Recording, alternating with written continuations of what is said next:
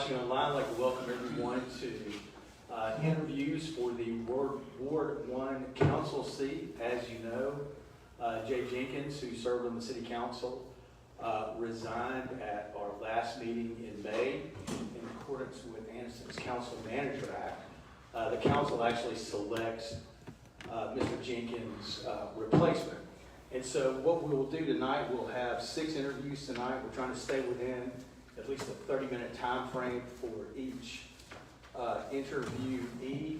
And we are beginning tonight with Mr. Andy Hatley. Mr. Hatley, if you would take up to 3 minutes for an opening statement to include why you would like to serve on the Anniston City Council. And then we will have question and answer sessions from each. Okay. And you can begin now. Thank you. Oh, and if you would, just please state your name and address for our record. Andy Hatley, 1604 Lakeshore Drive, Anniston. And you can hear me okay? Right? Yes, sir, absolutely. I appreciate you taking the time to interview me and consider me for this position. And my thoughts as far as why I'm here and why I want to be elected, not elected, but proposed for, is being part of this Anniston government, which years ago I was part of it from 1996 to 2000. And that was very good years. And I don't have any regrets leaving. I had to at that time. And this is an opportunity to go back, use some of those skills that I've learned, some of the acquaintances and knowledge of people, and finish up the last term of this session. And what I know is you've got a goal, and I want to be part of you supporting that goal, finishing that goal, and being complete, and using my skills, trying to work with people, and be part of that goal. And I know you've got commitments to the citizens, for them to have safety, health, all the things that the city offers.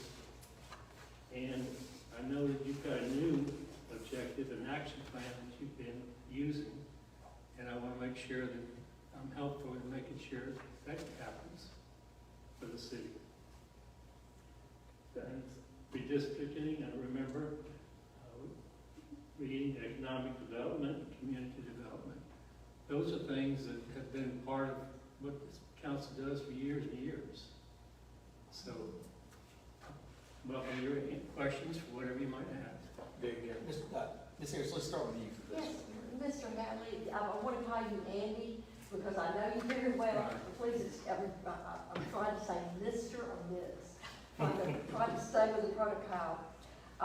Your past experience on the city council obviously gives you some background, skills and experiences that may be unique. Could you elaborate on how that would benefit this council, your past experience, your skills, and your experiences previously? Years ago, beginning on this council, one of the things that was very difficult to learn how to do was how to work, of course, with different people that have different backgrounds, different interests, and different ways of communicating. And so a lot of those learning sessions were just understanding your fellow council persons and the mayor, and then working with the city on how the city works. And through being in manufacturing years and years, you know, I've learned that the best way to succeed is working with people and through people. And the council has many of those same categories, where in order to get something done, you have to understand what the situation is, have to learn what the different people are thinking about it, and be able to make decisions based on fact. And to get facts, you have to listen to other people.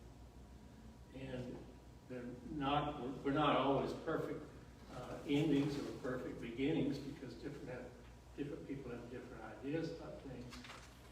But we eventually learned how to work together as a group, as a team. And we had, you know, some times it was very good, and we took time many times to have to make decisions more than one time. But in the end, the objective was for everybody to get their goals met, and the city of Anniston become the recipient of the best way to go forward. And so that was a constant effort to make that work and understand that people had to be part of that equation. And in a council, it's even more complicated because you've got ward restrictions and desires, and you've got the desires of the city as a whole.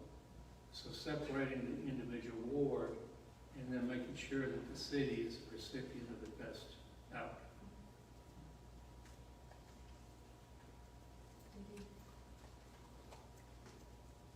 I see on your resume you were a member of the Joint Powers Authority of Reuse of Fort McClellan. That being one of the more vital parts of our future growth. What kind of plans or what do you foresee being able to help implement or help push in that area? Yeah. In our council session, that's when Fort McClellan was created, where it actually was annexed into Anniston. That's a long time ago. And over the years, I've seen the progress. There's sometimes new industry, there's another way of making money, there's a way for this organization to be viable, McClellan organization, because they have to have an overhead to be covered in order to do their job. So at that time, we were hoping we would get Honda, and it didn't happen, but subcontractors for Honda was a viable option. And now we're seeing that we have opportunities for there to be space for more than just Honda. And there's a huge piece of land out there that needs to be developed, and it's probably in better shape than a lot of the land that's already available. So the biggest thing is probably making sure that we stay up with whatever companies are coming into Alabama, working with the state of Alabama, so that we can get those big companies. And then the community has to, of course, support those things. And back then, I was just a member of a committee. I wasn't a high person in that organization to make decisions. But we all knew it was a challenge because you've got so many other counties in Alabama and other states that are vying for all these industries. And probably the best thing we can do is making sure that the city and the Calhoun County and Oxford are all strong areas that people want to come to. And it's a big part of it. And if people want to come here, they may want to work here. And I came here with FMC, which eventually became BAE, and we were looking at that time as a company for a place to rebuild it in 113 personnel carriers. And Coleman Road was one of those areas. We also were looking at Talladega, and we found that companies had a lot of thought to put into it where their people wanted to be. Talladega may have been the best place, location-wise. But Anniston was chosen because it was a friendly city, a nice place for their employees to work. So that would be one thing that, that I would probably try to help in, is making sure that we support having employees and families here and building on that. Dee, we're taking up to 5 minutes per member if you would like to ask another question. But it's up to you. You can No, pass I'm this sorry, on. that's fine. I'm not gonna. Go ahead, Ms. Hunt. Thank you. Want to say thank you for your prior service to the city council, and I saw the school board as well. I think they're a very important entity to the city. Something that we have worked very hard on the last 4 years is working as a team. We all differ in the way that we think, our backgrounds, our demographics, but we understand that we're serving one mission for the city, and that's to see the city progress.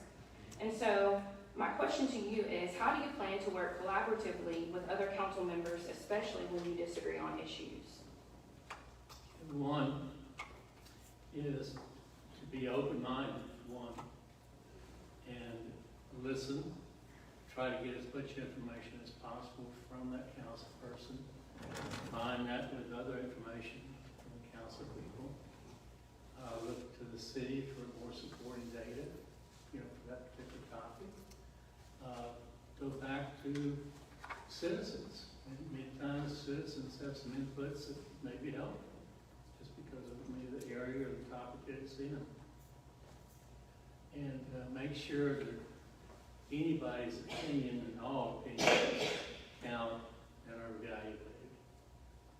And then go back and forth. It takes whatever time it takes to discuss it, but to get resolution so there's consensus among the council folks and the mayor. That consensus builds on itself. Because the more times that council gets together, the better chances are the next problem comes up will be addressed the same way. Thank you. In your opening statement, you talked about, your vision and your goals, and you see that we are working towards a goal. A lot of times goals are created outside of issues that we face. We examine an issue and we have a goal to meet. And so my question to you is, what do you see, and you don't have to give me multiple, you can do one if you so choose. But what do you see as the most pressing issues facing our city right now, and what steps would you take to address them? Probably, if I were to look at pressing issues now, I know that the council will be in the process of making a move to the courthouse and making sure that that progresses, because the council needs to have stability somewhere. They have their meetings and know where they're going to be. And there's always normal things that are current now, the safety issues, making sure the police and fire forces are covered, they're working effectively, providing the city services that are normally provided, making sure that, one thing.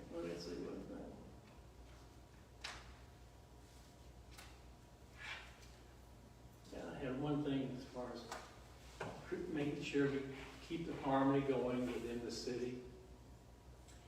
Downtown development is an example. I've seen great progress, be it downtown, over the years. It's been stable. It looks like it's getting more large and increasing size, and making sure that that continues and we don't lose that momentum.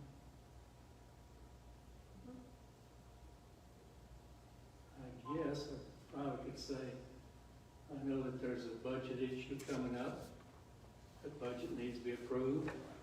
It looks like there's more money going out than going in, so I'm sure that's the resolution stage. But keeping the finances viable would be very important, especially this time of year.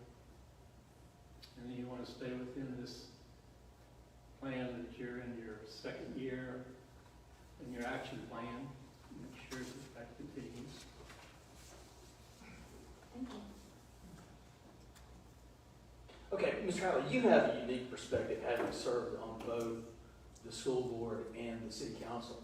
Given that each bodies are separately elected, how do you envision the relationship between the city council and the school board? And what are ways that the city council and school board, in your mind, can collaborate? I was on the school board first before I got on the city council.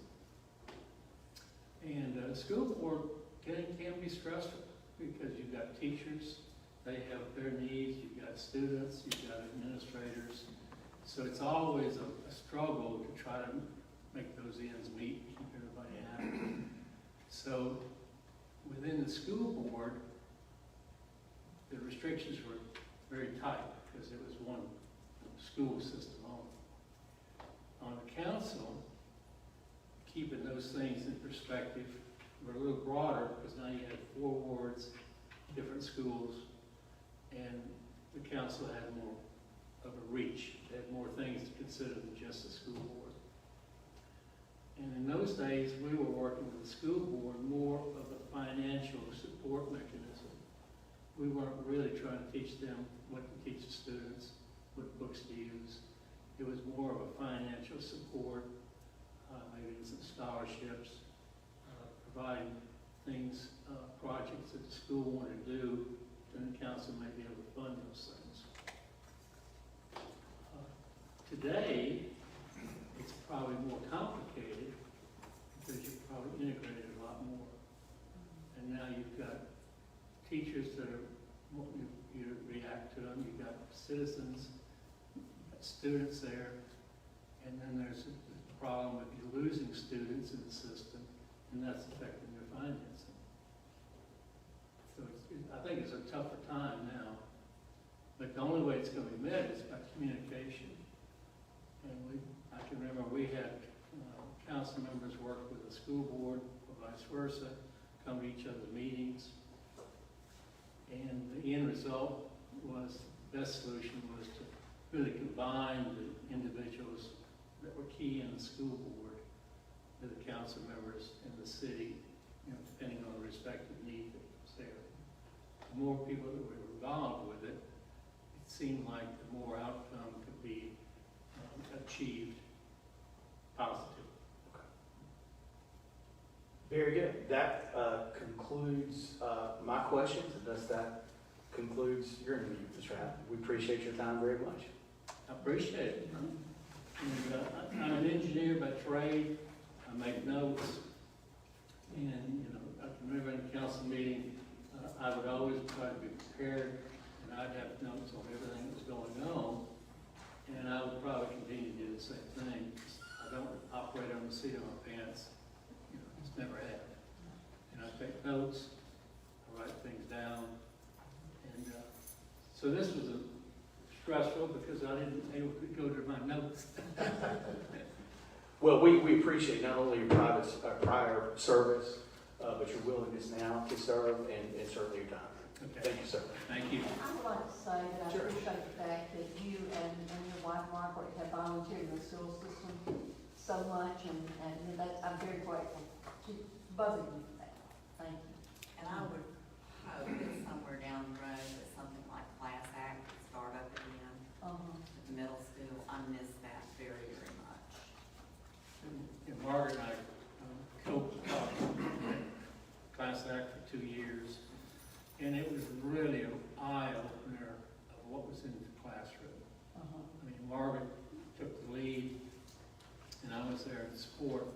But to be in that middle school and to see what's actually happening, the personality of the children, working with the teachers, that probably would not be a bad thing for council folks to do once in a while, just to go see how that works, or the school board members too. Exactly.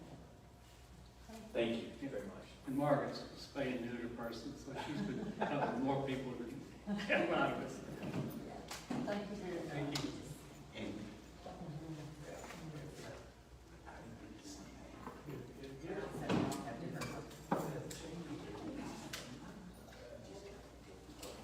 They said we all have different. We're talking about it.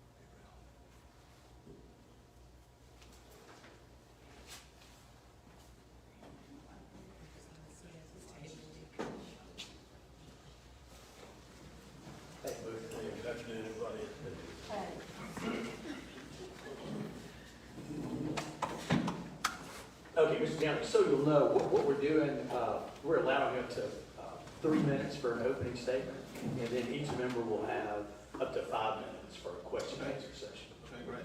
So if you would, just please state your name and address for our records, and then you can begin your opening statement, which to include, why you'd like to serve. Sure. Yes, sir. My name is Lewis Downing. I live at 1211 Lakeshore Drive. I have had in mind for some time to put myself in a place of public service. And I feel like this is a time in my life when I should answer that calling. I should attempt to answer that calling. So I grew up in Anniston, not born here, but lived 37 years here, on my just shy of 40 years here. So I've grown up at my grandparents, my family's business, that I think you all are familiar with. It's been really my only job I've ever had. Of course, I've had other jobs, but it's really the only job I've had. And so Anniston is home to me. I feel like I'm a part of Anniston. I feel like Anniston is a part of me. I feel that I have been shaped by my experiences here. I feel like the experiences of being in Anniston and going through the school system, being a product of the Anniston City school system, knowing people from all walks of life, all over this town, all over this county, all over the state for that matter, have presented me with a set of goals, have shaped me with a set of goals, have presented me and molded me into the person I am, and gifted me with a skill set that I think could be valuable to the citizens of Anniston. Very good. I'll actually start with these questions. Lewis, I will note that you're not only a downtown business owner, but you served on the Downtown Development Authority and Main Street.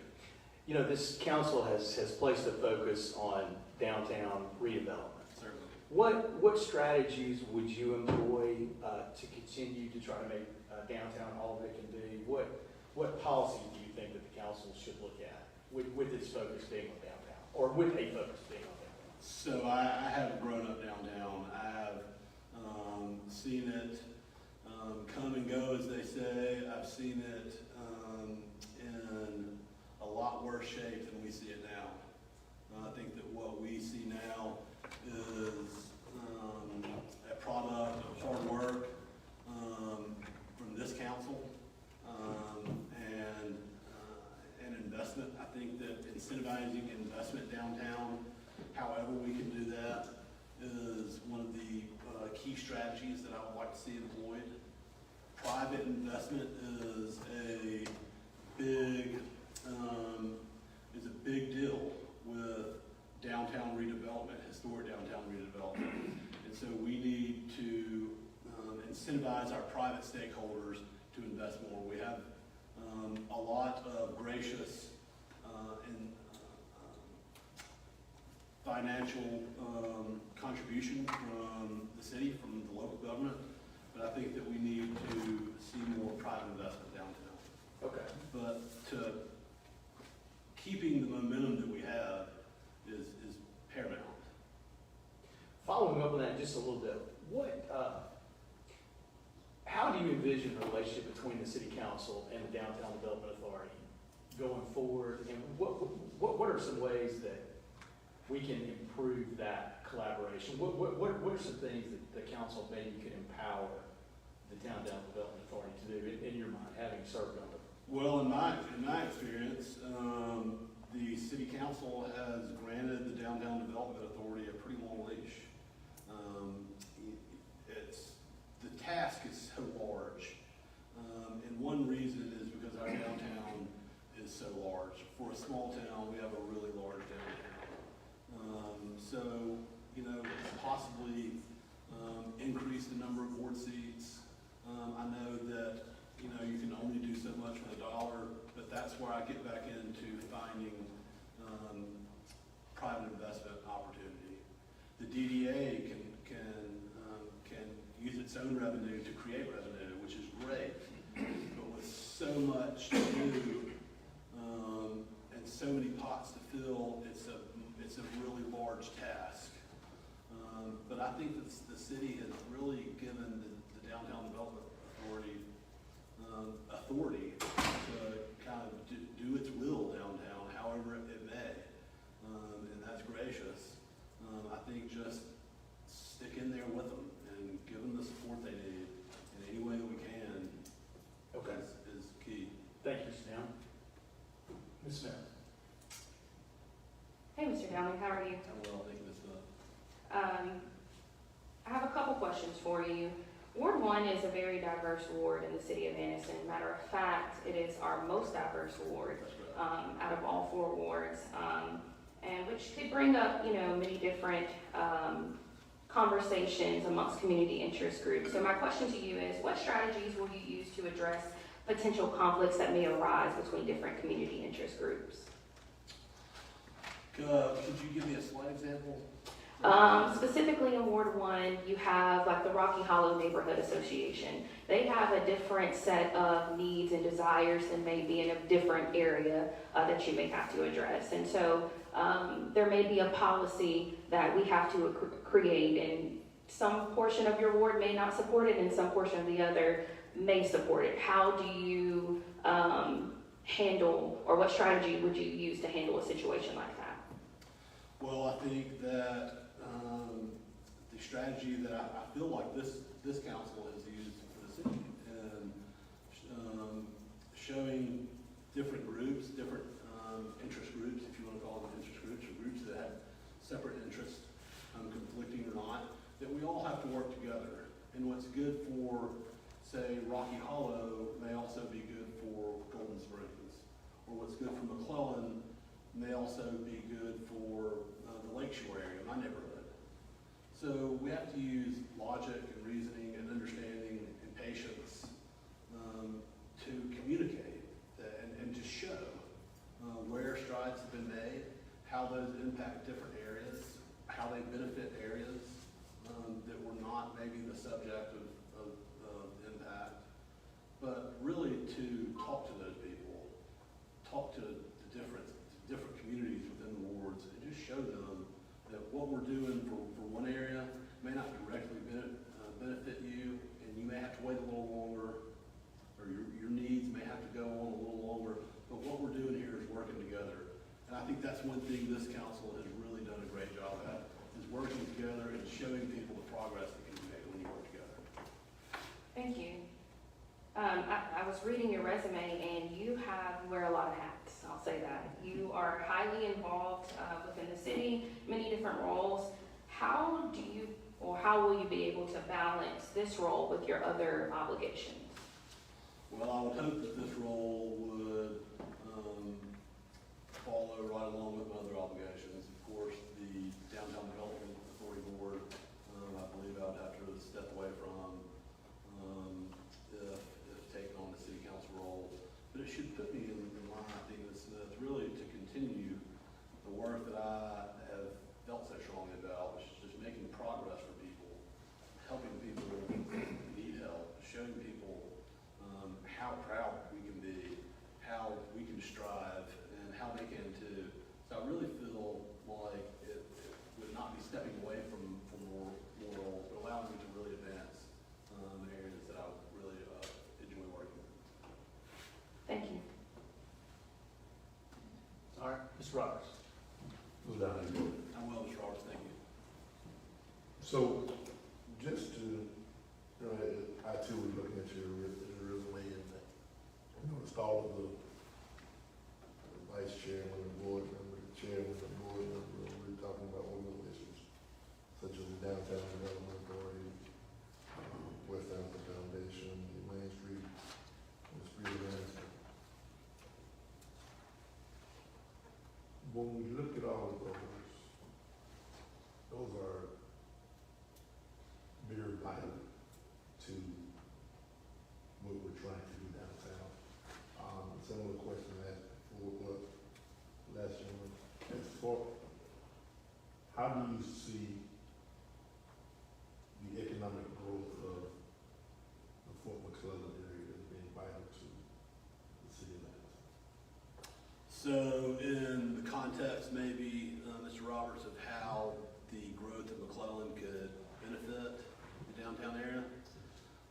think serving is two different sectors of our Anniston culture, I guess, and there is room, obviously, for great development at McClellan in industry and recreation, and bringing people into this area that may not otherwise travel here. I think that is a real gem that we've got out there. I think that if we can capitalize on that aspect, both in industry, recruitment, development, economic development out there, obviously tourism development out there, that will show people what we have to offer in our downtown. Not only that, but as we can grow our industrial interests out there, that will also, the tax base there will also benefit our downtown. Not only that, Mr. Roberts, I think, but as we recruit there in McClellan, and there are different agencies that recruit there, for them to be able to bring potential clients, customers, investors into the area, they should see that we have a vital downtown area, a cultural area, an arts and entertainment area, places to go and shop that aren't sprawly, and feel more inviting and more like a community. So what do you see as the most pressing need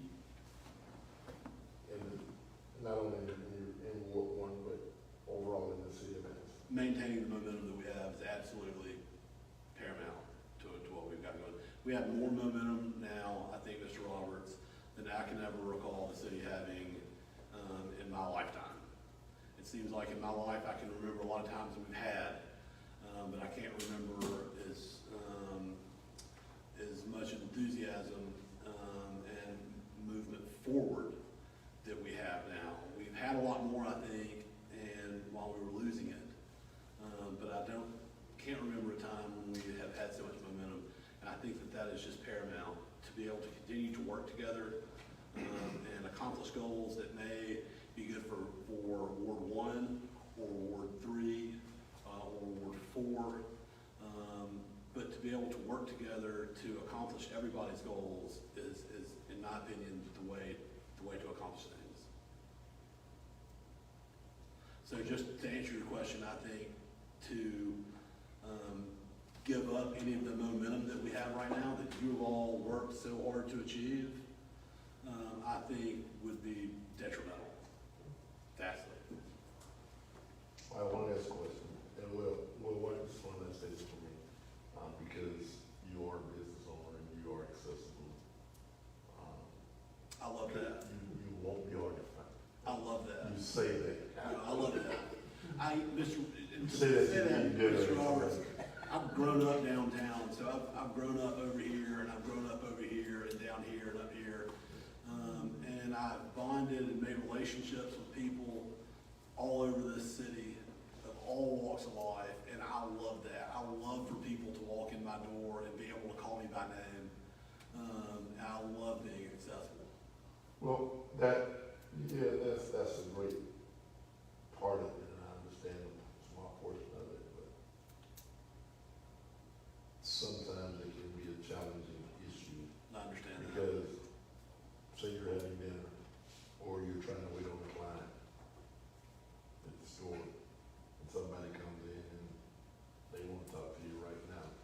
Case in point, that incident, I'm calling a football game and there's this gentleman outside that wanted to just, not sit somebody tell him I talked to him after the game. And, he said word back to me, he paid my salary and he needed to talk to me right now. So situation like that may occur. How would you handle a situation such as that happened while you try to conduct business? Probably in about the same way that you did, I think, Mr. Roberts. You have a priority, and what may be right in front of you right now is typically going to be the priority. Going back to that, you've got to return the phone calls, though. You have to show people that you're important. They are important to you, and you're there to serve them. And he may have been a little aggressive in his manners, but, and I don't know how the situation ended up, but I'm sure that you called him back, as soon as you finished with the priority that you were looking at. You can't stop calling a football game to go and talk to someone about their trash getting picked up, or whatever the case may be. He wasn't on it, no. But you definitely have to make them feel like they're heard and that you want to hear them. And so it's just prioritizing, just like we all do, and I think everything else, all other facets of life, it's just prioritizing. Ms. Harris? One question. I want to call you Lewis, That's fine. but I'll refine it. I'll go by protocol and say, Mr. Downing. What I would like to know, we have something in common, that you own some property in downtown Anniston. I do as well.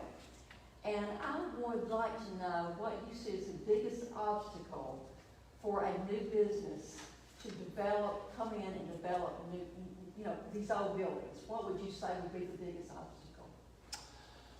There are a lot of large obstacles. It would be difficult to pinpoint one, I think, Ms. Harris. So if I'm coming into Anniston and I would like to buy a building, I have a business idea, I would like to buy a building and open a business there. There are several, not necessarily hoops, I would say, but there are kind of several starting places. And one of them is city code. It is difficult to effectively and efficiently, both in practice and financially, start a business in downtown Anniston when you are working with these historic buildings. And so I really think that we need to find some way to mitigate some red tape and make it a little easier in practice and financially to get some work done in some of these buildings that we have vacant. Now, we have seen a lot more of that, I think, in y'all's tenure. A lot fewer empty storefronts. But the overall process, I have learned in my experience with the DDA, can be daunting and discouraging. So to say there are several big obstacles in the way, I would say number one is probably the code that we have to abide by. Speaking to that, I would also commend our code enforcement office to include the fire marshal, who are really an outstanding group, and we're lucky to have in the city of Anniston. A jewel that probably doesn't get to shine as brightly as they would like, but they deserve it. Ms. Downing, that concludes the questions. Would you like to give a brief closing statement?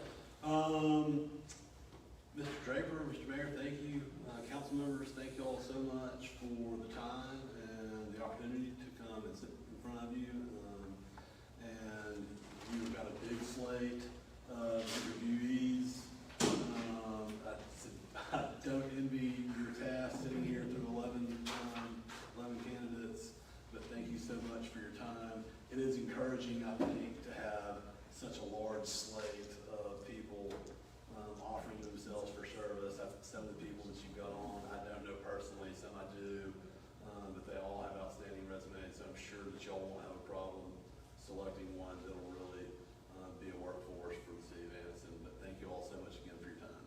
Thank you for your time and your willingness to serve. Thanks so much, Jeff. Yes, sir.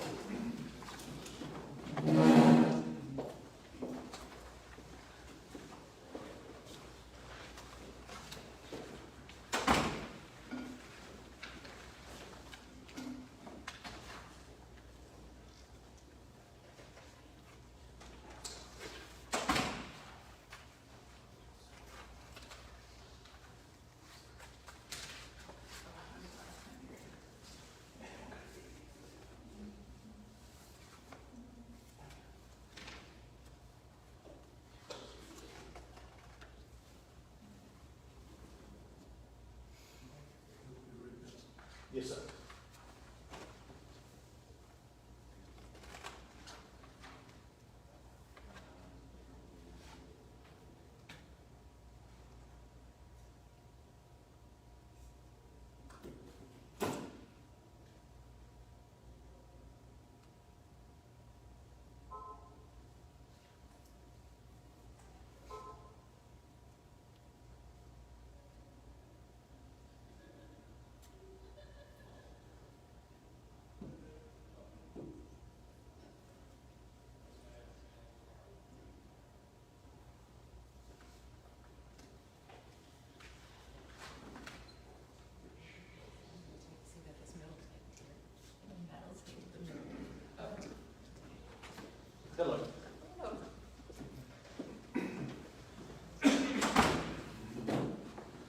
Good evening, Ms. Ross. What we're going to do is, once you introduce yourself, you'll have 3 minutes to give an opening statement to include why you wish to serve on the city council.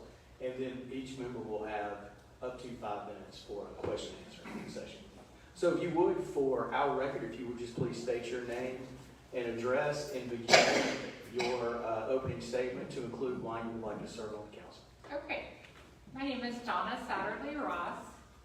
My address is 441 Buckner Circle, Anniston, 36205. And the reason why I like to serve on the city council is because I love the city. We moved away for about 8 years, and the whole time I wanted to move back because I love the city, I love the people, I love how I feel when I'm here. And walking in, signing up for this, seeing the names of people that I know, I feel so excited about the future. My biggest goal for Anniston is to become one of the top 10 small towns in America. It used to be by the year 2020, but we moved away. So it's going to have to be by the year 2050 because I've got to take a step back and breathe. But as a behavior analyst, what we do is we break down large problems into smaller bits, and we work towards achieving small goals to make that overall big goal happen. So it is my hope that those of us here in this room and those that we're related to, our neighbors, will be able to work together to make people that don't live here realize what a very special place we live in, and that they'll feel the same way that I do, and never want to leave. Very good. Ms. Smith, let's start with you. Hi, Ms. Ross, how are you? Good. You have some pretty big goals for the city of Anniston, which I admire, so I thank you for some of the things that you just stated in your opening statement. I would like to know, what are your top 3 priorities if elected or appointed? Sure.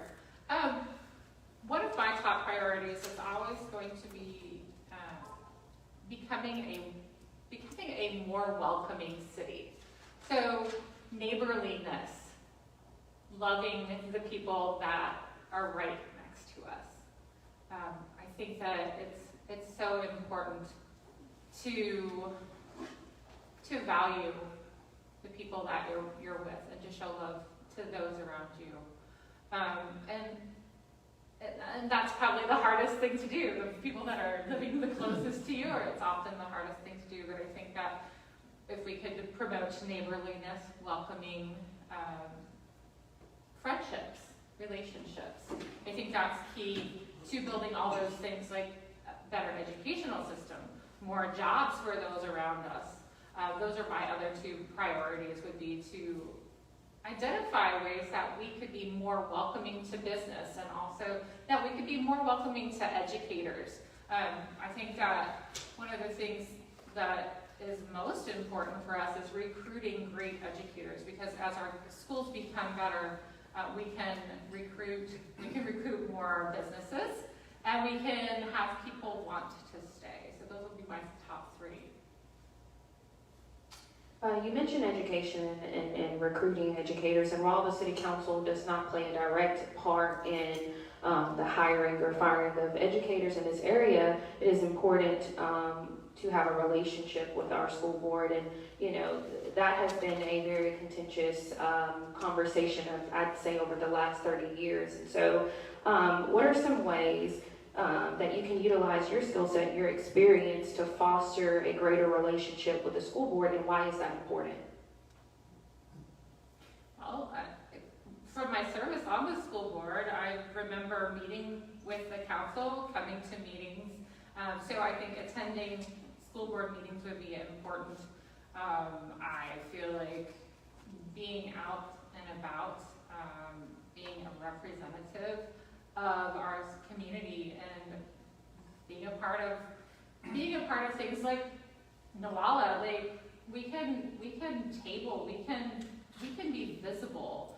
I think that those small things that we do are sometimes the biggest things that we can do. I know a couple of weeks ago, Millie, you were out at the museum. You were just giving out tickets, and I was like, oh, that's great. I think that we have to do those things in conjunction with the school board. I know that looking back, back when I was on the school board, we had one city, one vision. What happened to that vision? Where did that go?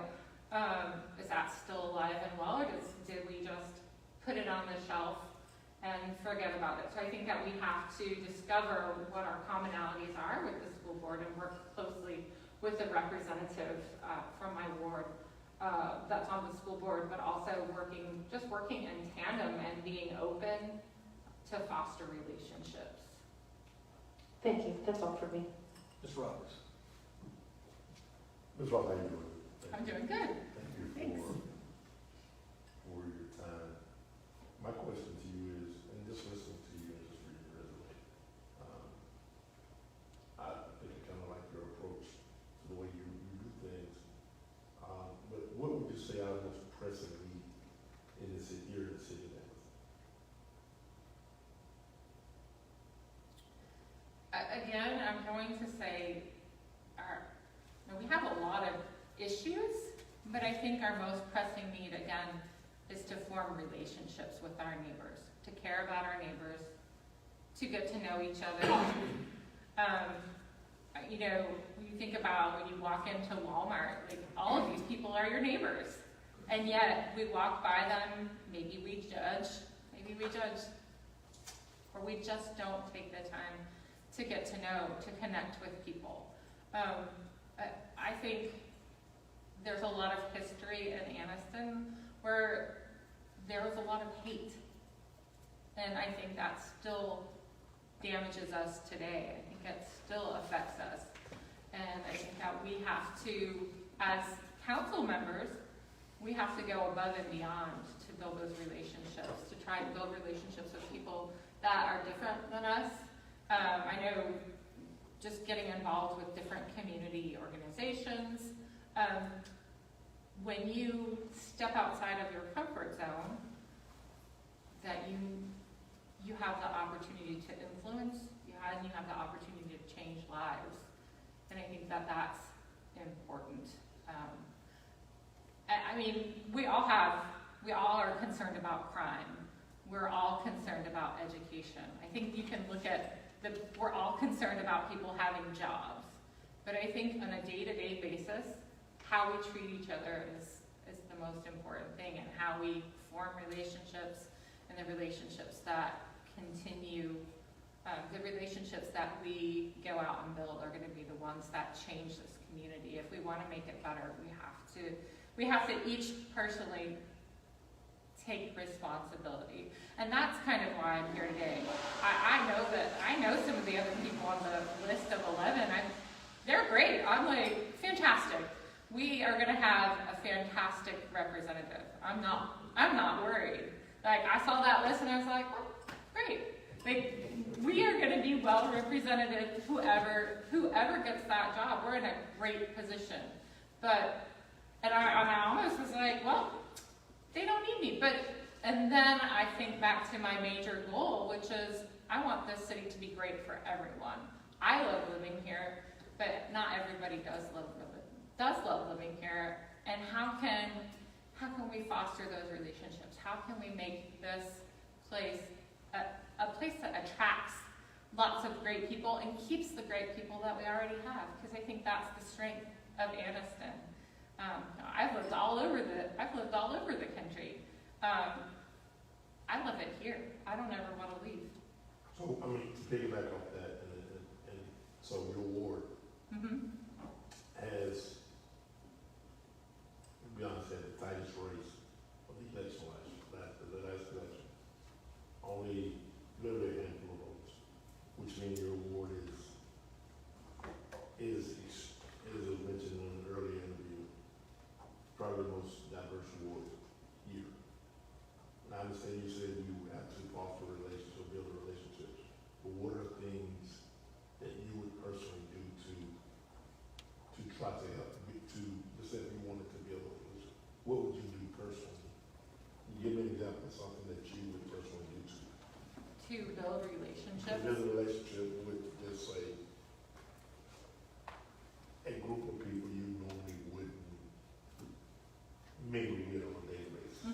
I mean, I can go to activities at community centers, go to activities at the library, there's tons of things going on. Go to churches, I can go visit churches of people that I wouldn't normally go to church with. I think that we have a lot of activities that are already going on. There's no shortage of things going on in Anniston. I think it's just going out and attending, being visible, being open, shaking hands, asking how do you like living here? And I think over the years, people have been told a lot of things, and maybe we've had a lot of plans to improve. I think it goes down to those individual relationships. It comes down to going out and being a part of things. Ms. Harris? I want to time Donna too, but Ms. Ross, how would you, I like your perspective, I really do, but how would you encourage innovation and bring fresh perspective to the council's work? I see that your background is a lot of education, specifically autism, special needs, but how would you bring your experience to give the council a different perspective or a better perspective? I think none of us have the same experience. I think merely opening my mouth, you can see that I'm probably not going to give the same answers as anybody else. I'm not trying to be somebody else. I'm not trying to fit into a mold. And I think that sometimes when we want to be a leader, you have to be willing to be different and be okay with that. And not fit into a mold, to maybe challenge the way that things have been done, or ask questions like, why are we doing this way? Why do people come into Anniston and say it's so hard to start a business here? Why is that? Like, why are we not asking ourselves, why are businesses moving out? Why do people say, oh, I'm gonna go move to Oxford? Why are we losing people to Oxford and Jacksonville? Because I frankly don't think I wouldn't want to move there. I want to live here. I want people to be excited about it. So I think sometimes it's just opening your mouth and talking about what you believe, and even just being willing to say and maybe look silly, but I think having Anniston be one of the top 10 small towns in America is a viable goal. And I think getting people to believe in something that's bigger than themselves. I wouldn't be here if I didn't believe in something that we could be more. I want us to be more. And I think sometimes when we have a clear vision of where we want to go,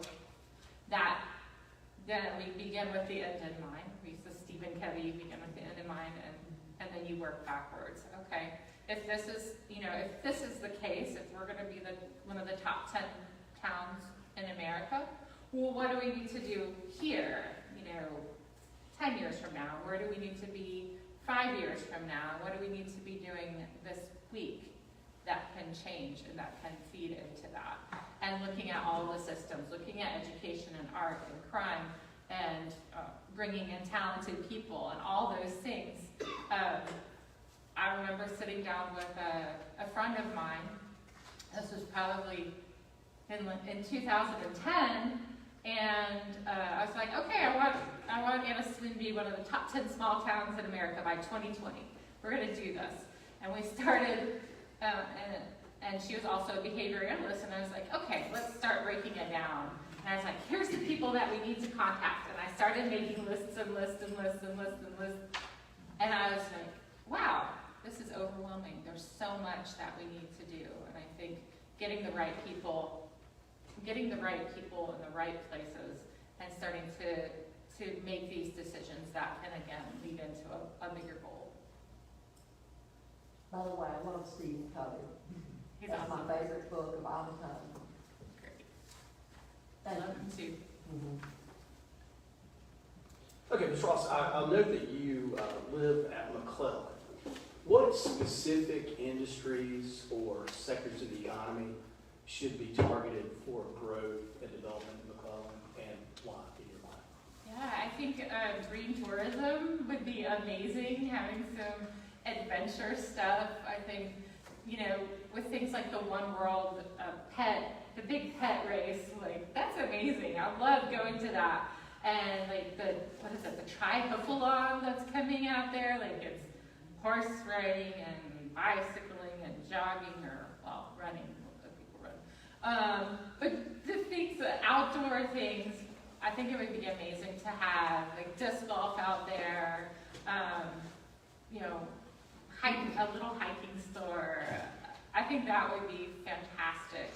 I also think, and I'm pretty sure that this was planned and maybe didn't fall through, but some senior living.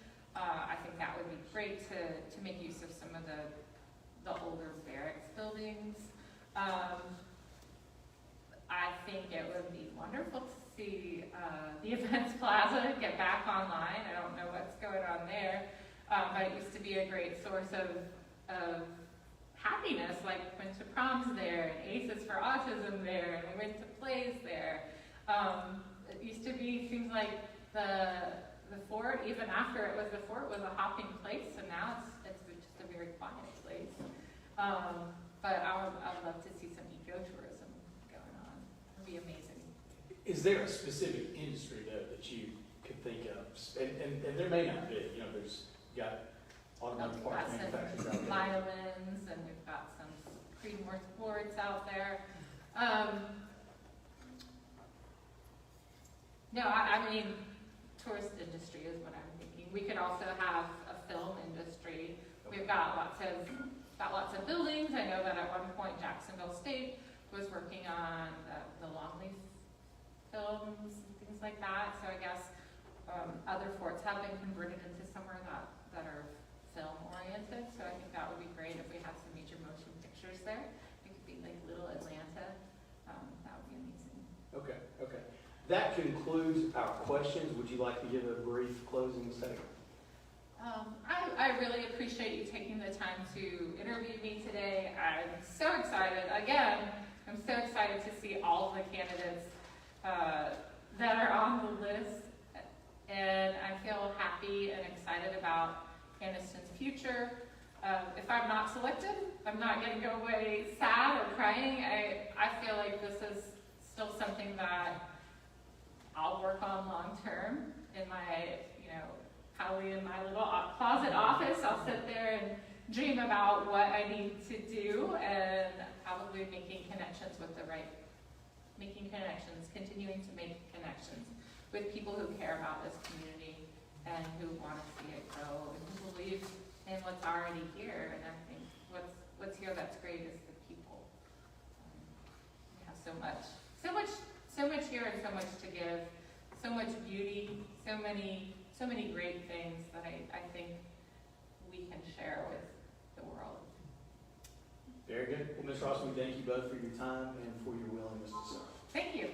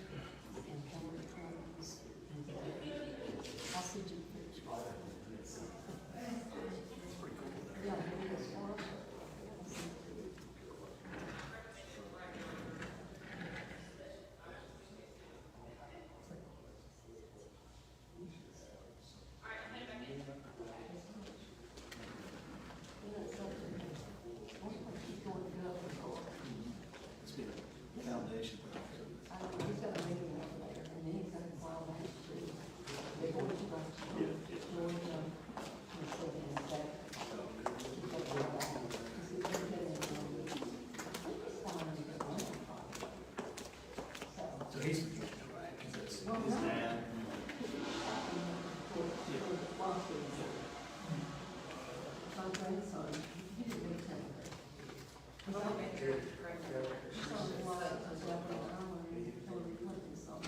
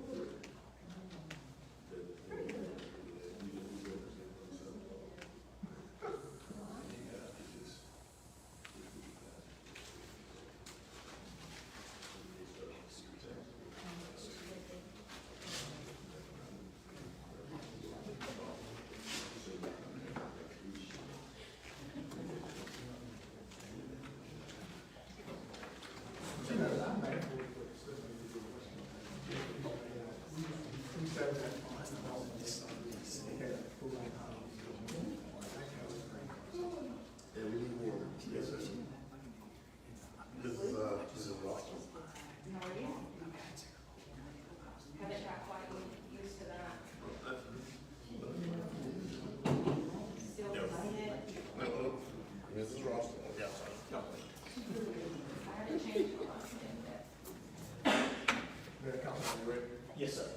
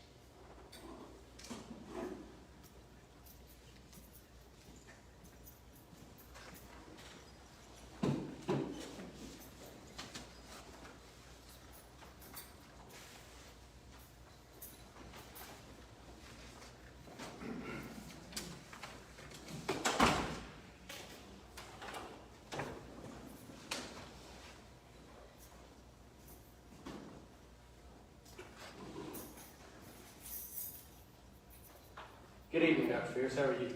Good evening, how are you? We are well. What we'll do tonight is, after you introduce yourself, Yes, sir. then you can give up to a 3-minute opening statement, including why you'd like to serve on the city council, and then beginning with Mr. Roberts this time, we'll have a series of up to 5-minute question and answer sessions. So if you would, for our record, please state your name and address, and then please begin your opening statement. My name is Angela Fierce, Dr. Angela Fierce, and I live at 47 Foxley Road, Anniston, Alabama. 36205. Yes, ma'am. My name is Dr. Angela Fierce. I was born and raised in Anniston, Alabama. I attended the Anniston City Schools. My parents invested in Anniston. I reside in Anniston. I work in Anniston for the Anniston City School System. I'm a biology teacher for Anniston High School. I have several businesses in Anniston. I have, my interest in Anniston City Council Ward is really driven by a variety of motivations and inspirations. I have a desire to improve the local community, address specific issues facing the ward, and ensure that residents have a strong voice in local government. I have a desire to bring positive change and improvement to the community, such as better infrastructures, parks, schools, and safety. I have concerns about specific issues such as economic development, crime rates, housing, and environmental concerns that affect the ward. I believe in the importance of having an effective representation for residents of wards to ensure their needs and concerns are heard at the city level. My personal vision for the future of Anniston is the belief that one's ability to guide the community towards a vision must have a foundation of an effective leadership. Community engagement is essential. I have a passion for engaging with community members, listening to their concerns, and working collaboratively to find a solution, which is crucial. Personal commitment. At some point, we all should adapt a personal commitment to civic duties and public service. I feel it's the right time to step up and serve the community in an official capacity. My motivation is accompanied by my deep love for my community and a commitment to making a better place for all its residents. Thank you, Dr. Briggs. Mr. Paul, good evening. How are you today? Good evening. Thank you for your time. And I guess, if selected, what would be your top 3 priorities for the city of Anniston, more specifically, and or to include the ward? My word. That's a great question. As a constituent and someone desiring to actually run for office, I went to my colleagues and I asked them what would be some of the concerns. And I asked them to ask me some questions and make sure that I'm ready and to fulfill. So some of the things that I came up with, which were my primary needs and challenges for the city, was a couple, and I will just share some. Infrastructure improvement, ensuring the roads and sidewalks and public transportation and utilities are well maintained and accessible. And how would I try to do that? This may include securing funding for infrastructure projects, working with city planners and advocating for state federal assistances. Economic development is a concern, boosting local businesses and attracting new ones to create jobs and stimulate economic growth. Safety and crime reduction, addressing crime rates and ensuring that residents feel safe by collaborating with local law enforcement, supporting community policy efforts, affordable housing, ensuring there's enough affordable houses to meet the needs of the residents.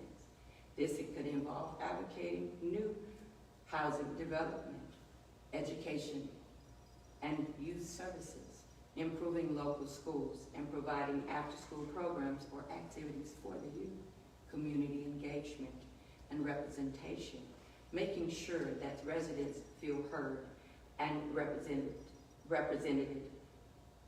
in their city decisions by having regular community meetings, open forums, direct communication channels can be established to ensure transparency and accountability.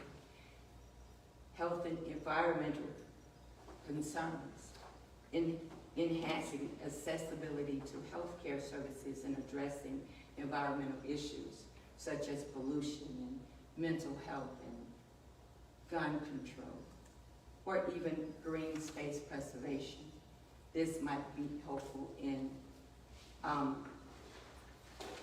talking with health organization. And lastly but not least, public amenities and services, enhancing the qualities of availability of public amenities like parks, recreations, and libraries. A successful plan to address these issues would likely involve forming strategic partnership with local organizations, actively seeking community input with data to inform decisions, and consistently advocate for my ward needs within the boarding context of the city's governance. Amendment 46. Amendment 46. Okay, so you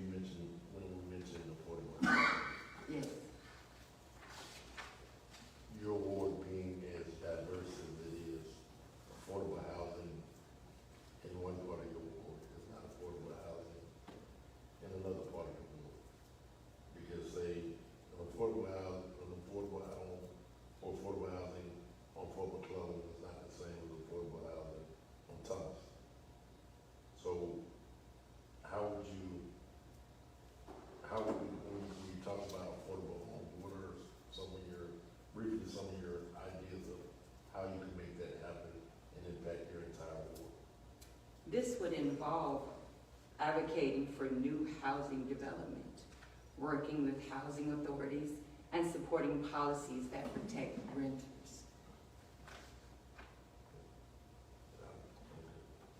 Ms. Harris? You have a very diverse background. I see that you've taught algebra, science, you've also been in the medical field. Yes.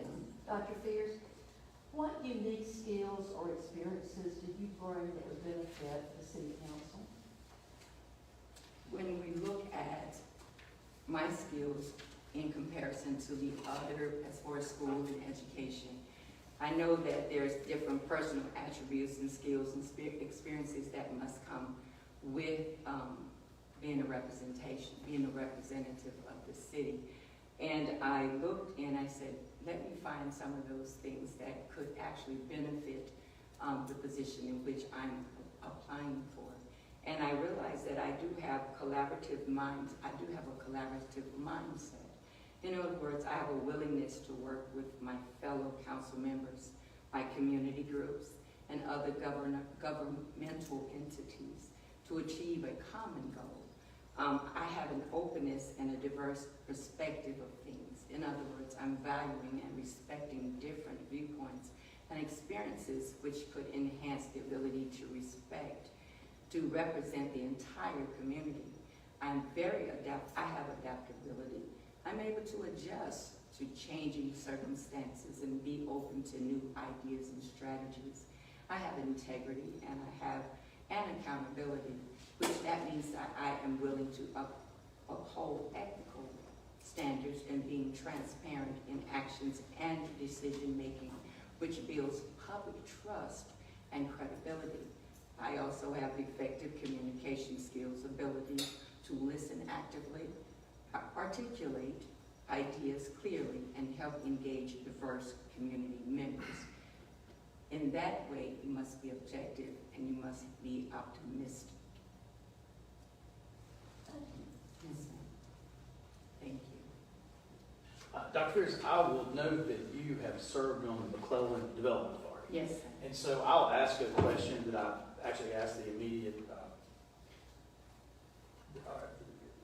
the applicant who appeared immediately before you, and that is, what specific industries or sectors of the economy should we specifically target for growth and development in McClellan, and why?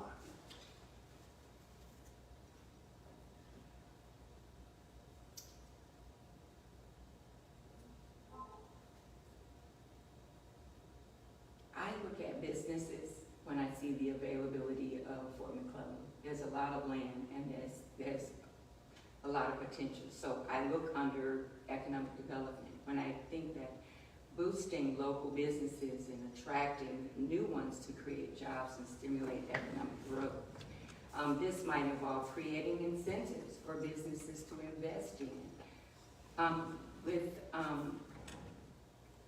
areas to support workforce and development programs. So it's all about investing and seeing where the need is. Okay, okay.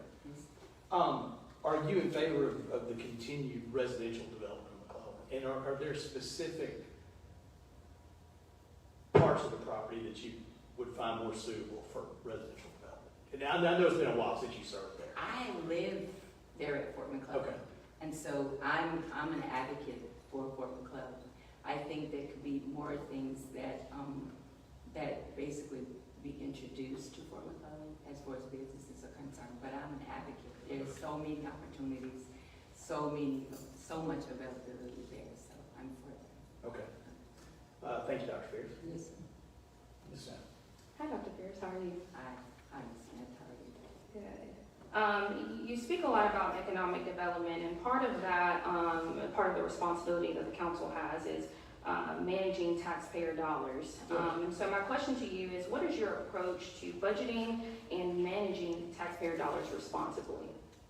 The approach to managing the city budget is to effectively manage the city budget and prioritize spending for towards needs. Now, as a city council representative, you have to adapt comprehensive and strategic approach. This outline of how this might be accomplished include things like a thorough assessment, analyzing the current budget, reviewing the existing budget to understand the allocations and funding sources and spending patterns, identify needs and priorities, engaging Ward 1's residents in identifying their primary concerns and needs through surveys, public meetings, and consultations. Date-driven decision-making. That means gather the data and insight. Use economic data, demographics, and trends to forecast future financial conditions and community needs. Evaluate the past performances. Assess how previous spending have affected the community. Another one would be transparent and inclusive planning, community engagement. Involve stockholders, including residents, businesses, and community organizations in budget planning processes. Clear communication. Provide transparent, updated budget proposals and get feedback. Prioritizing key areas, essential services, essential like public safeties, FICO responsibilities. Balance the budget. Strive for a balanced budget that does not excessively rely on debt. Identify the costs, saving opportunities. Look for an efficient improvement and potential areas to cut down while maintaining quality service. Long-term visions, strategic investments, making investments that will deliver long-term benefits such as a green infrastructure or technology innovation, sustaining growth, considering economic development strategies that ensure sustainable growth, adaptable management, flexible to adjust, be prepared to adjust spending based on changing circumstances or unexpected events. Or accountability, public reporting, regularly reporting outcomes and progress to constitute to the constituents. Then get feedback, ensure that the mechanisms are received, improved, and this fosters culture for accountability. Thank you. Something that I think is really important and something that this council has really prioritized is the harmony amongst one another. Because at the end of the day, we are a team. There is not one vote that is more important than the other. And so with that being said, how do you plan to work collaboratively with other council members, especially when you disagree? Once again, when I said, actually, I have a collaborative mindset. And that means that I have a willingness to work with fellow council members, community groups, other governmental entities to achieve a common goal. So that common goal means that we have to sit down and discuss it, valuing and respecting different viewpoints because we're different people, and experience which will enhance the ability to represent the entire community. Thank you. Thank you, Dr. Fears. That concludes our question and answer session. Would you like to give a closing statement? Yes, I basically wanted to foresee one thing, and I wrote it down because I'm a researcher, I'm a writer. I believe in writing things down because sometimes my mind goes to the left and I don't remember. But one thing that I did want to say, ultimately, a true fit for a city council representative is someone who is dedicated to serving their community with integrity, while effectively engaging with diverse groups and environment to bring about a positive change. And that's all I have to say. And thank you for your time and consideration. Thank you, Dr. Fears. Thank you for your willingness to serve and for your time as well. Yes, and thank you.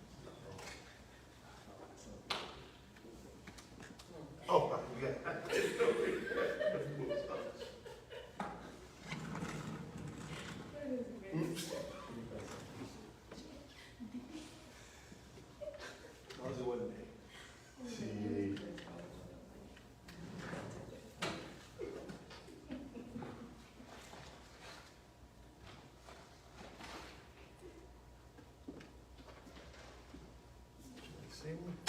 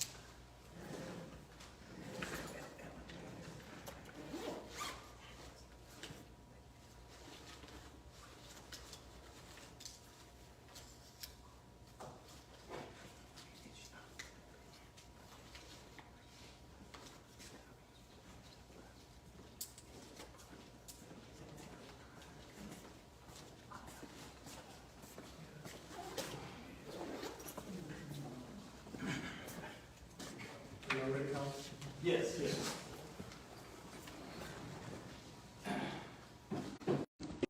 Doing well, how are you doing? We're well, we're well.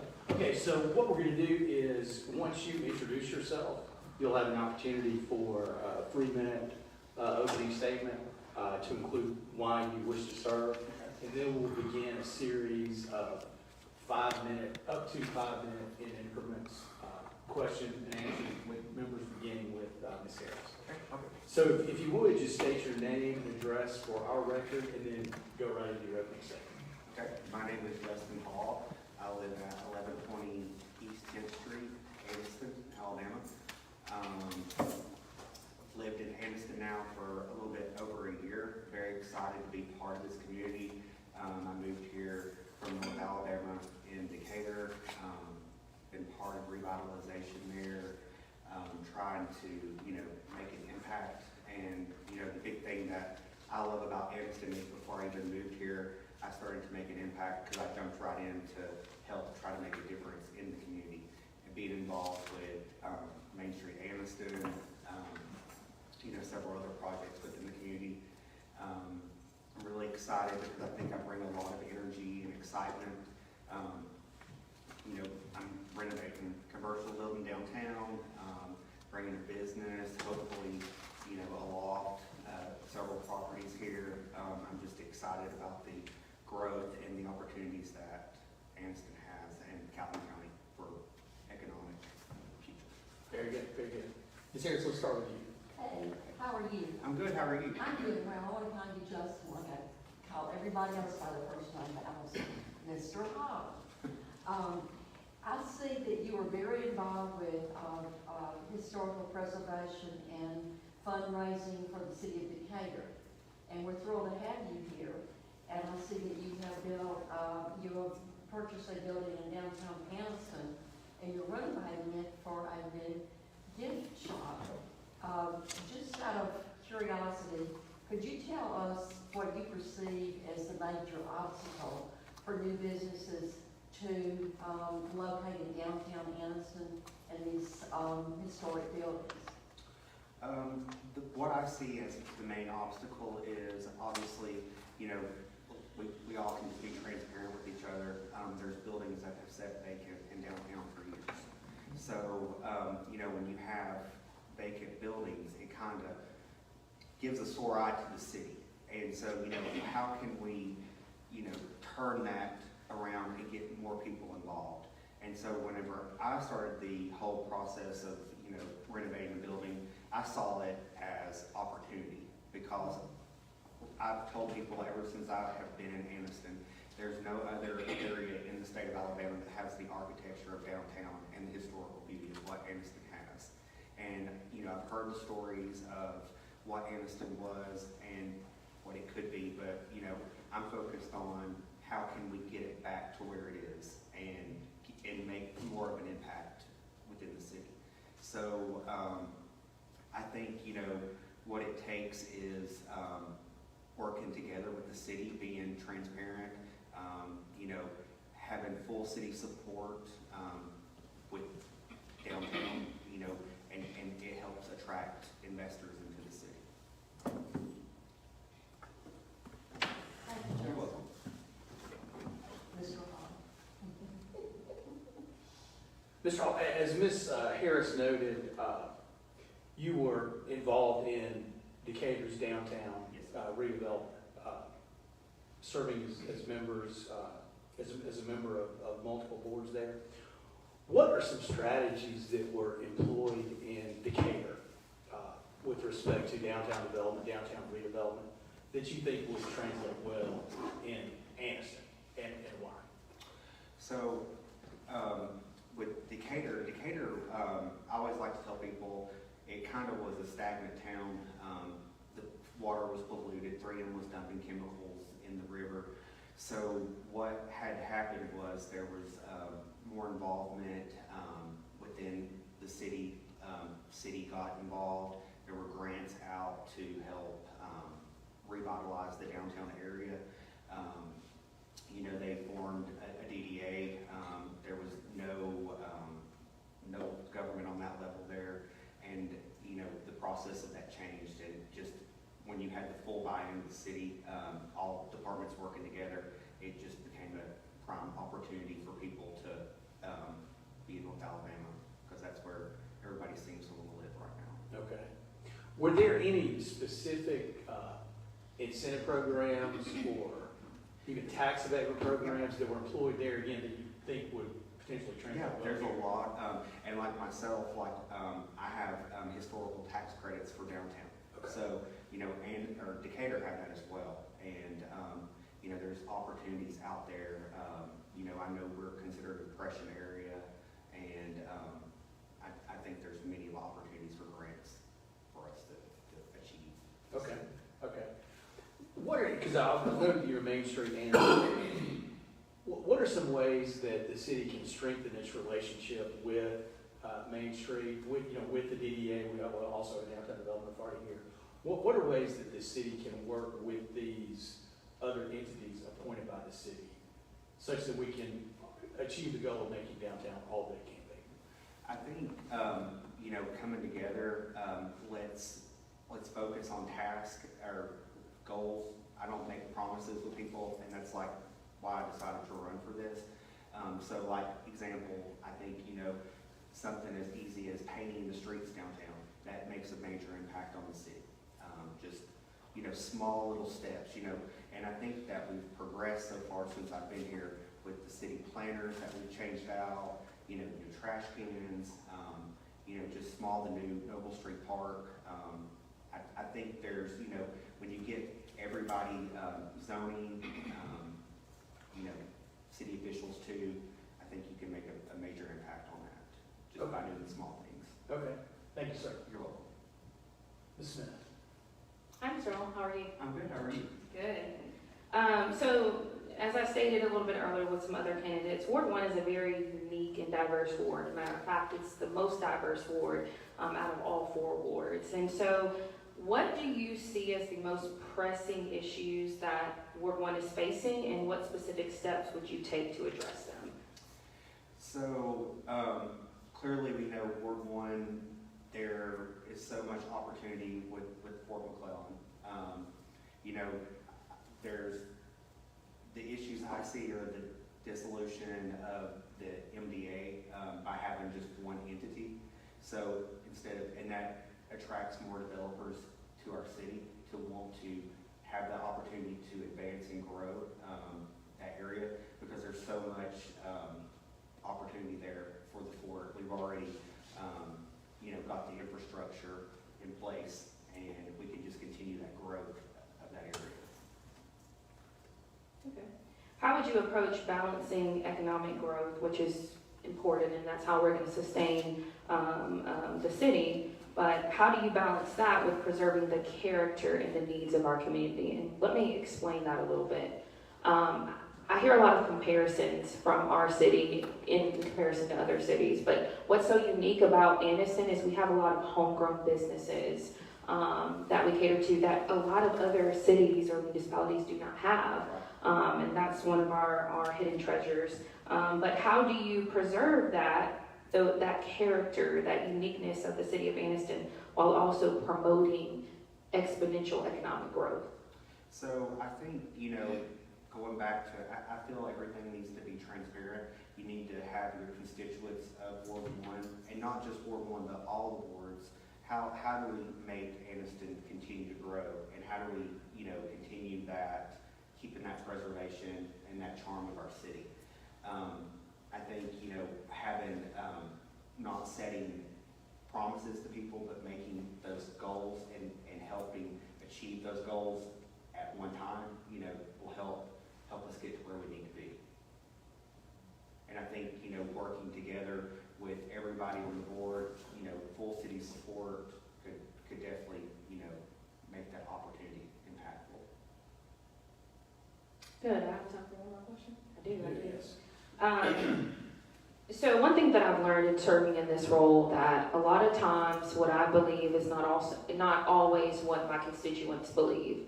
And so I've had to separate the two and really vote my convictions and listen to the needs of the constituents. And so how do you handle, or how would you handle a situation where your personal beliefs conflict with the desires of the majority of your constituents? Well, you know, I believe we all, you know, we're all human and we can agree to disagree, and I think that's what makes us, you know, beautiful and, you know, in our own individuality and the ways we can express ourselves. But, you know, I think, you know, the focus should be on what is the common goal and how is that going to make an impact on the city? How is that going to benefit the city, and putting differences aside of what your beliefs are, you know, whether it's political, whatever, race, sexuality, you know, how can we continue the growth of the city and we all move forward together? Thank you, Mr. Hoffman. Ms. Roberts. What's all you doing? I'm good, how are you? Thank you for your stuff for coming this evening. I was just sitting there thinking I was gonna steal a question from the mayor, but then it didn't.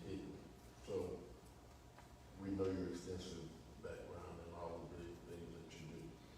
And that with the downtown area, we have to revitalize that. So help me understand,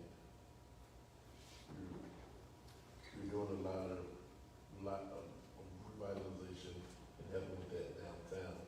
So how would one who lives in your ward, because what would happen, you know, I can hear now, I don't know why they picked Justin Hall, all he worried about is what's going on downtown, and worried about his neighbors, the way he live. How would you deal with a situation such as that? Well, I'm one of these people, I think actions speak louder than words. So, and that's why I'm wanting to live in Ward 1, not just having the opportunity to have a commercial building downtown, but having the opportunity to renovate several houses in Ward 1.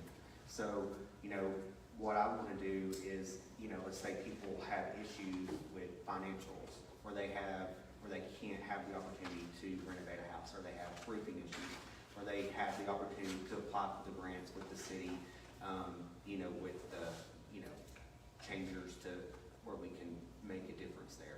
And I want people to see that I'm involved in the community, not just downtown in that ward, but also in my ward, wanting to make a difference by making an impactful improvement to the residential areas as well.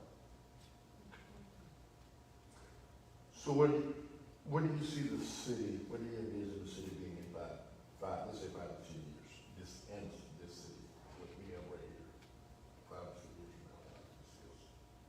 What I see for the city is, you know, I see a lot of growth and potential.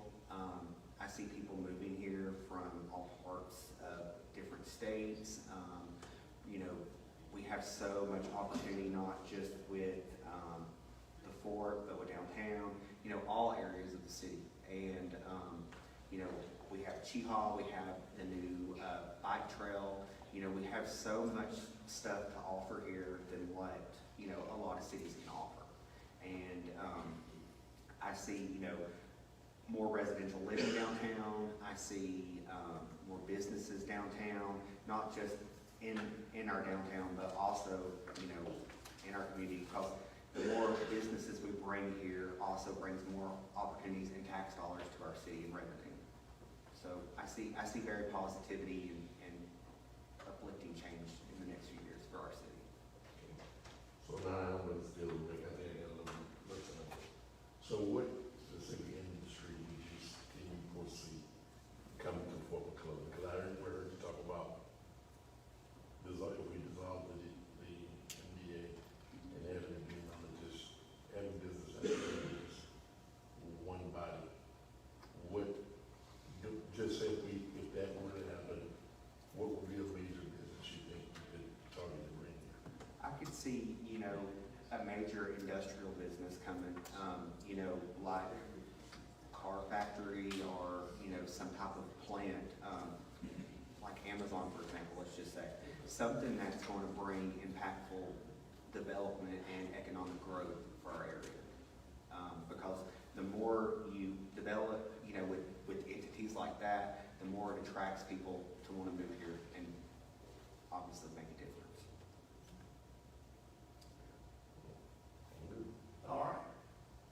Mr. Hall, that concludes our question and answer session. Would you like to give a closing statement? Yeah. So I just want to say thank you for having me here. Like I said, I'm excited to be part of this community now. You know, when this opportunity came open for me, you know, to me, it's not about popularity. It's not about a social status. It's about how I can make an impact on our city and help improve it. And so, you know, hopefully, you know, I would love the opportunity to work with you all and continue that growth of the city and what your all's vision for what the city is as well. Very good. Thank you. Thank you for your time and your willingness to serve. Thank you.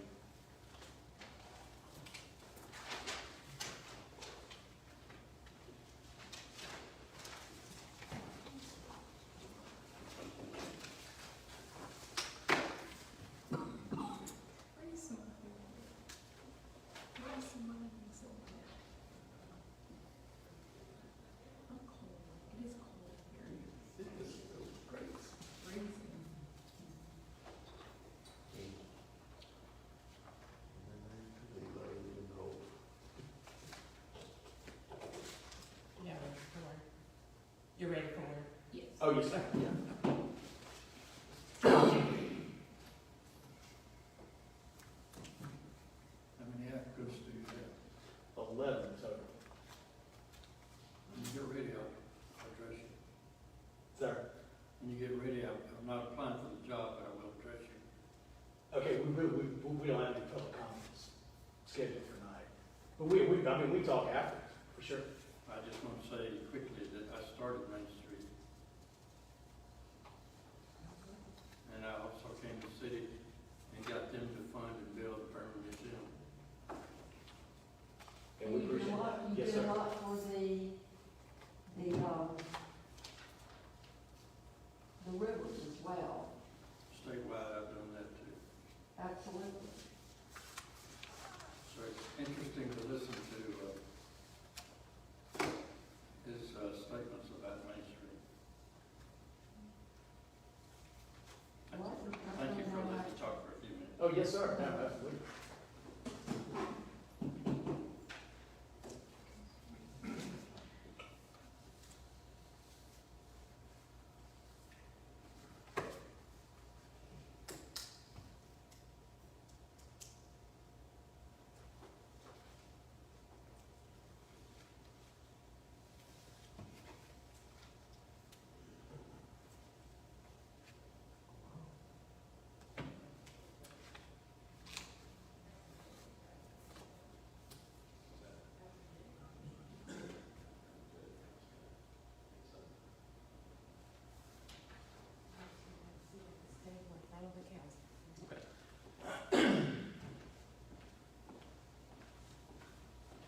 Good evening.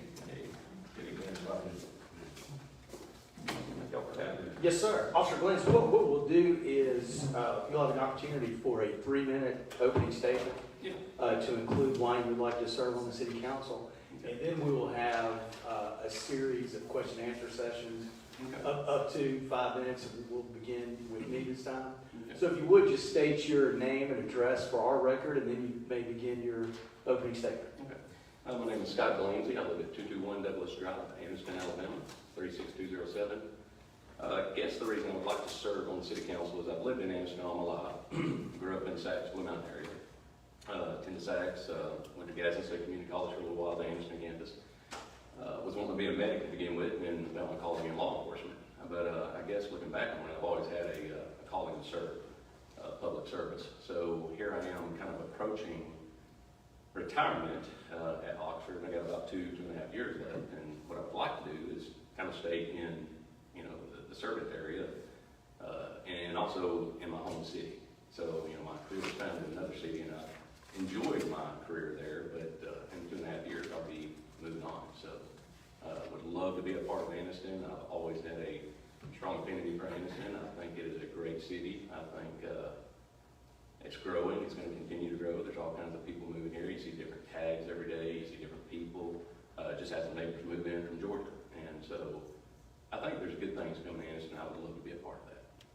Okay, very good. You have a unique perspective, having served in law enforcement for as long as you have.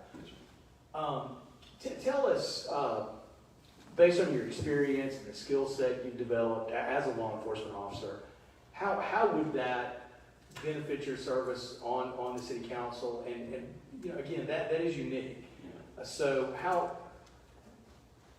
what does that skill set and experience bring to the council? Again, also to serve the constituents' fans. Yeah, I would like to think in the realm of security. So working in law enforcement, I've been everything from a night shift patrolman, checking businesses and doors and windows, to investigations, to sergeant, to lieutenant now, and more of an administrative role. As a long time as an investigator, I consider myself a problem solver, and I would go out and talk to people about security systems and prevention of stuff.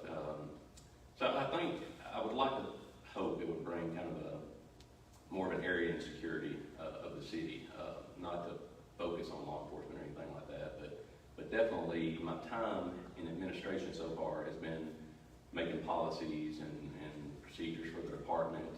I do get to sit in on our city council meetings at the city from time to time, so I'm lower administration, so when the upper administration can't make it, I go and I just sit back, kind of security, so to speak, zoning board planning and stuff like that. I would like to think that some of this expertise, or some of these areas that I've been able to kind of, I guess, monitor, would help me being a city council member for the city council. Okay, very good. This council, in addition to downtown, has placed a priority on North Anniston and McClellan development. That's north is really where we can grow. And so we've worked on transportation, infrastructural improvements, water and sewer. What are some specific business or industries or sectors of the economy that you think that we should target for McClellan, for the North Anniston area, and why, from your perspective? There's a lot of land up in that area. I would say any major corporations, any industrials, it is growing around here, and I think some of the bigger cities, they're running out of room, they're overpopulated. It's like Hollywood is starting to go to Atlanta now, and so I think in the future, you could probably target some of these bigger corporations and industries, and even maybe producers, to come here. That would be a target area, I think. But there's so much land up there, I think it's limitless. Okay. Ms. Smith. Hi, Lieutenant Glanze. How are you? I'm doing good. Doing good.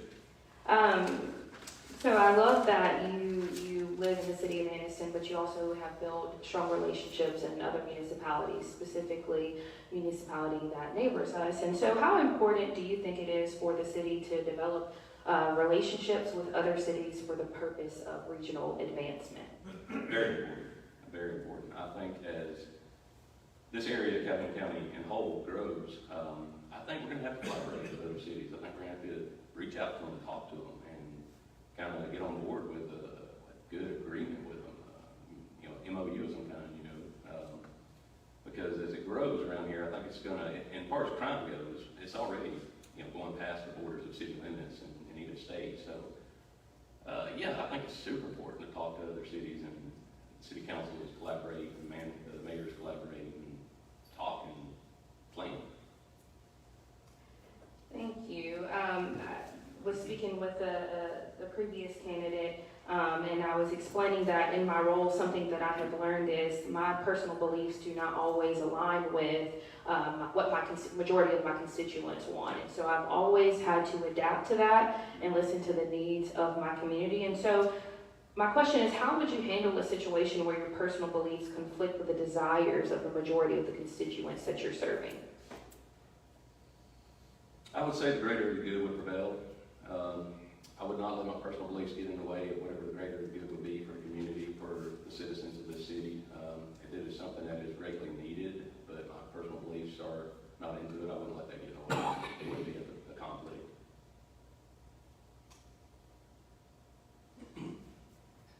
Right. Thank you. you. I have another question. Something that our council has worked really hard on in the last 4 years is creating a level of harmony. It doesn't mean that we always agree with one another, but we are a team. And when the team can work effectively together, you'll see a lot of progress. And I think that we have seen that in the last 4 years, which I'm very proud of, and I know the other members are as well. But my question is, how do you plan to work collaboratively with other council members, especially when you disagree on certain issues? I would go above and beyond to work with other council members. If there was something that I voted nay on and everybody else voted yes, it wouldn't break the bonds of the councilship that we have. I mean, I would not. I would even talk to everybody one-on-one, maybe ask for enlightenment and see, hey, what's the bigger picture here? But no, if it's something that I just voted differently on or opposed, it would not break the bonds of what we have here. Fellowship is everything. Thank you. That's all. All right, Ms. Roberts. Then Blaze, how you doing? Doing good. I'm sorry, Glanze. Glanze. Glanze. Yeah. My apologies.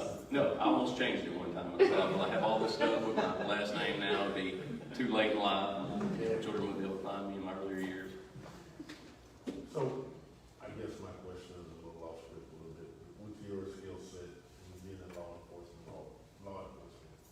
and with the negative perception that's been placed on Anniston as far as its crime though, and I say negative because, you know, it has amazed me how we have people who live in Calhoun County, but if you ask anybody about the crime happened, they say Anniston. What are some things we can do to try to, I guess, shed that negative image? I mean, even if it's through, maybe it could be through community relations or building, you know, bridges in certain communities or whatever. What are some things you think that would help us shed that light? So, this is something, as I said in my resume, I'm in the process of enrolling back into college. That's probably one of my biggest regrets, that I didn't finish college. I ended up getting a career instead. But criminology would be my subject. The reason being is it's more focused on, you know, why and how to prevent it, etc. So Anniston is kind of frowned upon in that aspect, and it kind of irritates me because Anniston's not a bad place. It's really not. You know, people compare it to something like Atlanta, and it's not. It's really not. I think community-oriented policing would be huge for the police officers to get out there and talk to their citizens and speak to the community leaders and see if we can't prevent this from the inside out instead of trying to police it outside. You're never going to be able to do that. You got to change the people. You got to change the citizens and the crime. You know, people are out there committing crime, but you know, and some of them are young. Most of them are young kids. I don't think they know any better. You know, that's something I deal with a good bit is the younger generation that is coming up 18, 19, 20 years old. And, you know, if we could get some of our community leaders to get on board with us and, you know, be in close contact with them, give myself a number, you know, call me, and get them to talk to some of the young people, I think we could curb it. It's going to take time. It's not anything that's going to be fixed overnight, though. Hey, living here, what would you say is the most pressing need in the city of Anniston?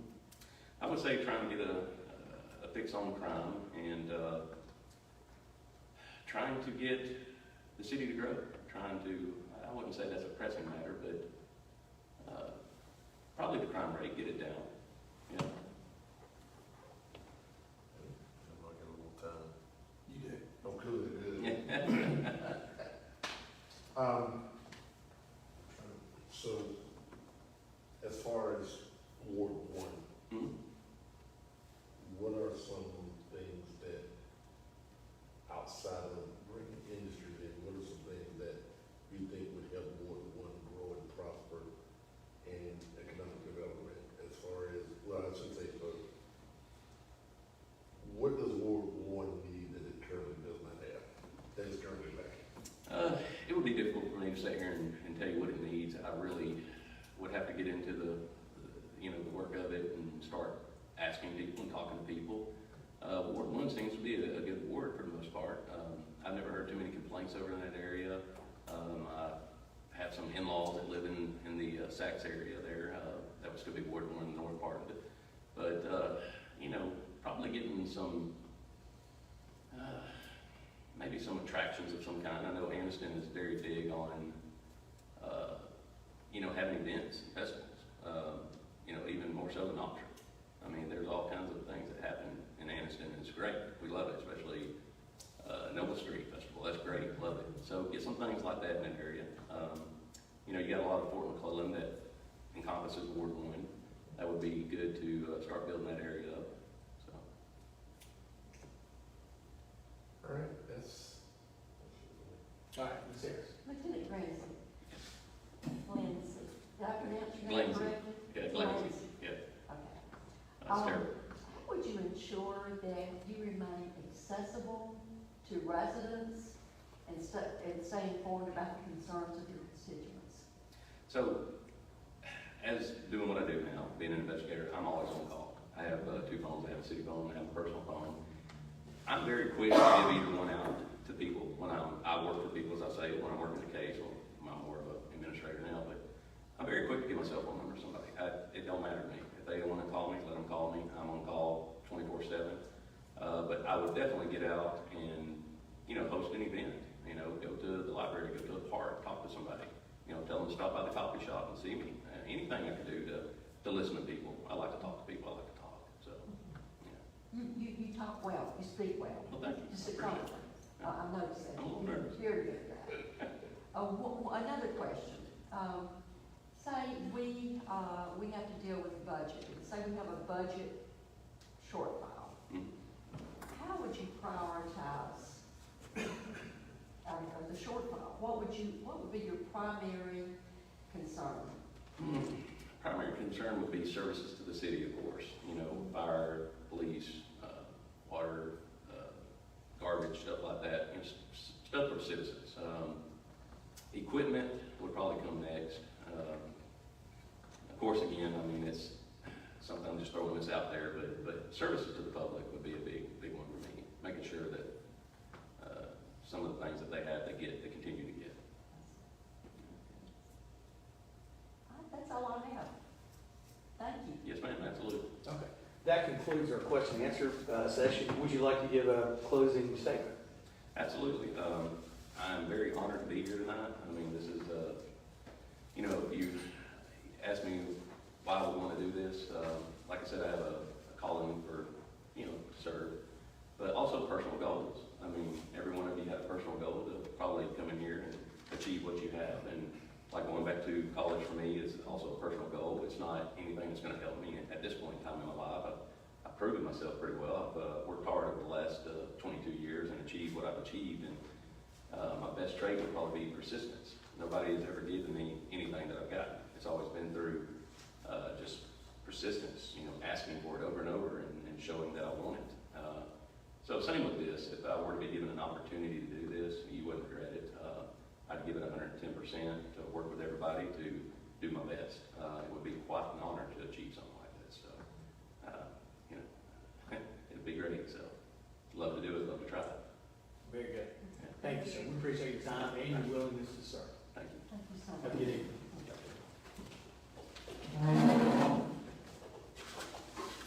That concludes the interviews for tonight, and we've got 5 more for tomorrow, beginning at 5 o'clock.